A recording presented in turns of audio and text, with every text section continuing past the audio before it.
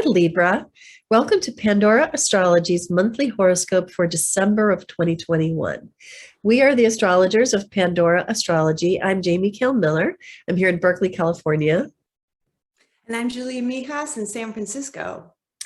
Well, Libra, this month's themes are all over the place, and you might have any number of questions about most any area of life, most particularly home and family, relationships with housemates, and communication. And if any of those questions do arise for you and you want to have them answered in a reading, you can find a link for the natal and transit reading in the YouTube description below.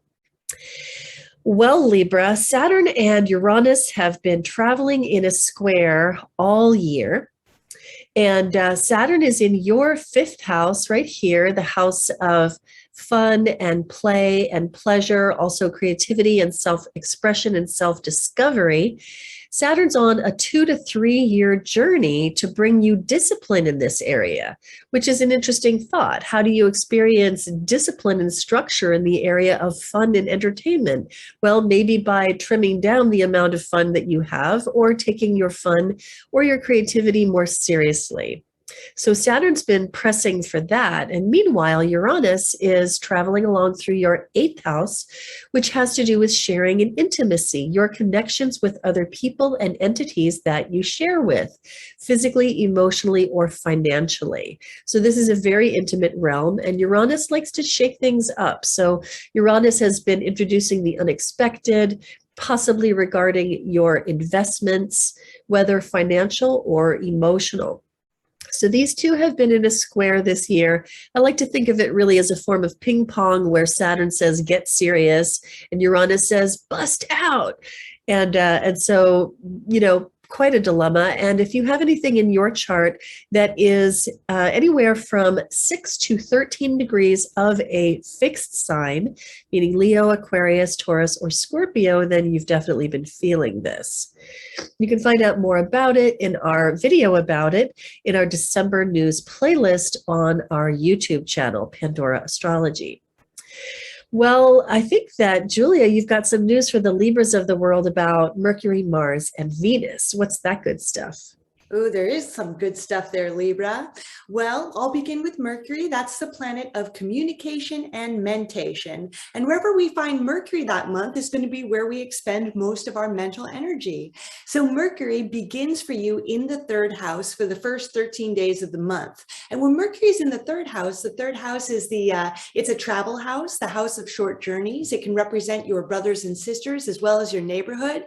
So the first 13 days of the month, you might be busy, moving around your neighborhood, taking lots of little trips, getting lots of errands done, and there may be an increase in communication with your siblings and even your neighbors. Then on the 13th, Mercury moves into your fourth house of family and home. The fourth house also represents the past as well, Libra. So when Mercury comes into your fourth, this is going to be time where you're going to be spending a lot of time thinking about your housing situation, maybe thinking about how you can make it more satisfying, maybe thinking about where you want to move next. This could be a time of increased communication with your family. And since the fourth house represents the past, you could be preoccupied with past things in your life, stuff from many, many years ago that might be affecting your present too.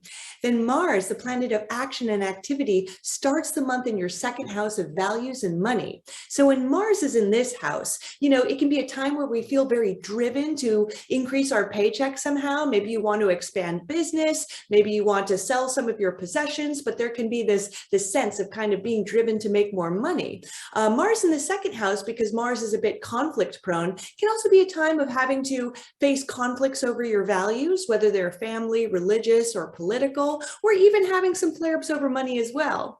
Then on the 13th, Mars enters your third house. Again, that's the house of your neighborhood. That's the house of your brothers and sisters, as well as your local surroundings. So for the rest of the month, when Mars is in this house, this can also be be a time of conflict with brothers and sisters too, or even a little bit of keeping up with the Joneses, with the neighbors, maybe feeling a little extra competitive with your neighbors, or maybe they're being a bit competitive with you. Maybe you guys are fighting over who needs to cut down what tree, for example, which can be kind of frustrating. And when Mars is in the third house, because it's the house of communication, you also might be a bit quick with your words, maybe being a little extra sharp too. So make sure to take a pause before you say anything too this month to make sure that it's going to land the right way. Then Venus, the planet of art, beauty, and relationships, your ruling planet, Libra, starts the month in your fourth house of family and home. So Venus in the fourth can be a time of beautifying one's home and actually getting along well with the people you live with, as well as your family members. Now, what's interesting is that on the 19th, Venus is going to go retrograde. And this cycle lasts a whole 6 weeks. So it's going to take us into very late January as well. Now, when Venus goes retrograde, or any planet goes retrograde, it's a time of reviewing whatever that planet represents. And Venus represents relationships. So in the fourth house, if you're currently in a relationship, Libra, this can be a time of reviewing your current partnership and seeing whether they feel like family to you enough, whether you want to start a family with them one day, or whether you should be moving in with them and sharing the same home if you haven't taken that step already. These could be things that are really preoccupying you. And if you're not in a relationship, then maybe you're thinking about your next one in these terms. What are my family values? How am I going to find the right person to complete them? And what type of partner is going to fit in best with my family too. Now, when Venus goes retrograde, for everybody, it can be a time where our exes come out of the woodwork too. So just be prepared for that, Libra. Yes, absolutely. And you can find out more about that in the video about Venus retrograde this year, again, in our December news playlist. Well, we have a couple of moons to look at. The first one is happening on December 3rd, right here in your third house, right here as the moon and the sun come together in Sagittarius. And this one is an eclipse. It is a solar eclipse. It's also a total eclipse. And therefore, it's going to be pretty intense. Now, both of the moons this month have to do with things like communication and beliefs, conversations that you may be in, and opinions that you may have that you might want to, get other people to agree to, or opinions that other people have that they might try to get you to agree to. The first of these two moons is definitely the more difficult one, and that is this eclipse. An eclipse shows us our shadow, makes us have to look at the stuff that we don't ordinarily like to look at about ourselves. And a solar eclipse does that through the behavior that we show during the eclipse. So watch your behavior for the couple of days surrounding December 3rd, especially when it comes to conversations that you're having with other people about things that are held in belief or on faith or by assumption. Because this eclipse is not necessarily the best time to act on those beliefs unless you do it with a view to healing. The second eclipse, the second moon that is coming later in the month on the 18th. And this one is a full moon in Gemini. And here you see the moon is up here in the 9th house opposite the sun. And this one we're calling broadened minds gained bigger hearts. And this moon again plays off of the Gemini Sagittarius energy, and so likely to be a lot of conversations, but this one has a better chance of conveying beliefs and really hearing the other person and gaining some understanding and expanding in tolerance, which is something we all need more of. So then the final thing I want to tell you about is that we have the seasonal change at the beginning of the month. Of course, the sun is in Sagittarius traveling through your 3rd house, because here we are in winter. And then we have the solstice as the sun moves into Capricorn, which is your 4th house. And notice that a lot of the planets started out this month in your 3rd house, bringing the emphasis to communication and also your immediate environment, like the housemates that you live with or the neighborhood that you live in.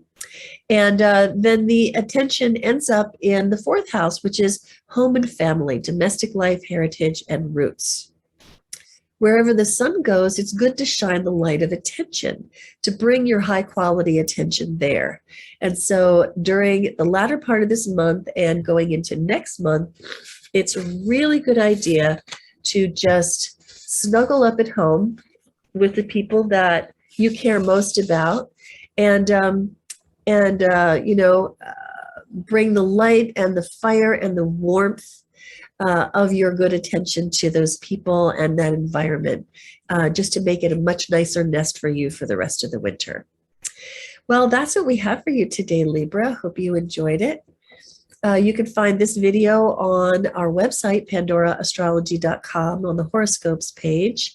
And also on our website, you can find the monthly forecast. You can get a reading or even take a class. And until next time, we'll see you around the cosmos. Bye. Bye-bye.